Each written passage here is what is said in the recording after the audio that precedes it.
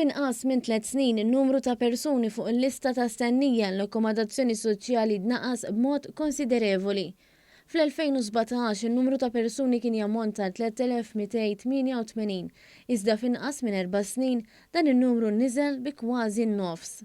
F'intervista ma' dan l-istazzjon il-kap eżekuttiv tal-Awtorità tad-Djar Leonard Mackay qal li dan it-tnaqqis ta' persuni fil-lista ta' stennija sar permezz ta' introduzzjoni ta' numru ta' skemi li nidiet l-awtorità l-indirizzat bżonnijiet varji ta' nies li kienu fuq din il-lista.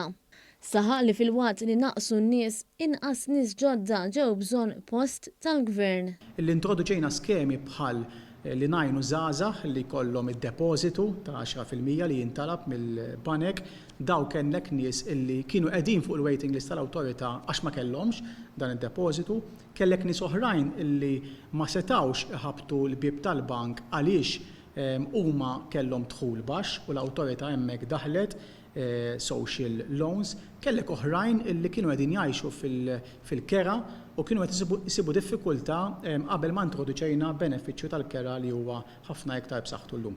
Dawn l-iskemi oħrajn bħal equity sharing u anke l-iskema l-ġdida New Hope se jwasslu biex aktar persuni jkunu sidin ta' darhom.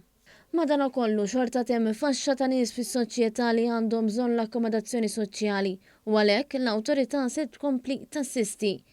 Intant, Leonard Mackay kompla jispjega li apparti diversi skemi, l-awtorità ħadet ħsieb li jiġu indirizzati l-abbużi ta' xi wħud. Importanti nsemmu li rinforzajna wkoll id-Dipartiment tal-Social Housing fih dan l-awtorità li qed jagħmel skrutinju ħafna iktar rigorus wara li sar il-proċess ta' profiling ta' kull applikant biex min ħaqqu jibqa' fuq il-waiting list tal-awtorità jingħata attenzjoni, però għandek persuni oħrajn li rajna li hemm anke lok ta' abbuż u hemmhekk l-awtorità mhux qed tittollera bl-ebda mod li jkollok persuni li jtolbu akkomodazzjoni mingħajr ma għandhom li jistgħu jieħdu.